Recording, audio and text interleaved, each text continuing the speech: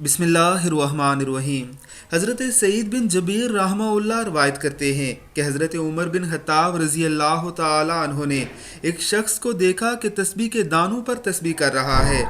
آپ نے فرمایا اس کے بجائے اس کے لیے یہ بہتر تھا کہ وہ یہ کلمات کو پڑھ لیتا: بسم اللہ الرحمن الرحیم، سبحان اللہ ملء السماوات و ملء الارض و ملء ما شاء من شیء بعد الحمد للہ ملء السماوات و ملء الارض و ملء ما شاء من شیء بعد اللہ اکبر ملء السماوات و ملء الارض و ملء ما شاء من شیء بعد۔ سبحان اللہ، آسمان اور زمین اور اس کے بعد جو اللہ رب العزت چاہے ان سب کے برابر الحمدللہ۔ آسمان، زمین اور ان کے بعد جو اللہ رب العزت چاہے ان سب کے برابر اللہ اکبر۔